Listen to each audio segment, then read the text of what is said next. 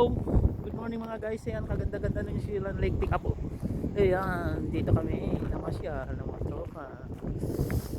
Kasama ko si Aaron, yung kanyang wife. Ayan, it's me. Ayan, dito titignan namin aso. Sumumpong pa ako kasi kaya papilay-pilay. Sumumpong ang aking rayums. Sumumpong ang aking rayumas. Basta nakatikim ng lake score. Sabi ko na nga pag nakatikim ng lake score bago po yan. Kilala ko na to sarili ko Saan? Salmon? Kaya mo na mag-drive?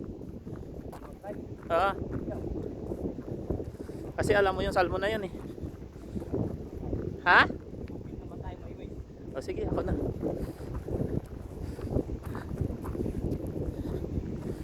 Ano din, yung ano ba din yan, ratratan din? Ang ano din, tawag dyan? Motorway din? O di, ganda yan. Ako na lang. Para ratratan.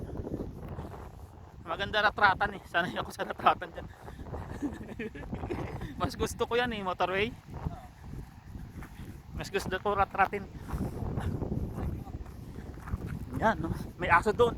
Yun ang aso na to. Oo, bantay ng lake. In-injectionan to kasi ito pinakamatapang na aso dito sa Lake Tikapo. Kaya ginawa siya ng revolto. In-injectionan na siya yung ang tawag yan, formalin. Intinding formalin. Ginanap sa kanya, nagpupuyat siya. Ayan. Ang aso na yan. Intindi formalin yan, no? Yan, no? Pambansang aso nila dito sa Lake Tikapo yan, no? Yan mga guys. Tingnan nyo. Ayan, kawawa. Anong pangalan ng aso mo na yun, pare? Si Collie Dog. Oh. Collie Dog, without the help of which the grazing of this mountain country would be impossible. Yan. And big on March 7. Okay, hanggang dito na lang. Yan. Ayan pa picture dyan? Yung picture. Ito ka dyan. Okay.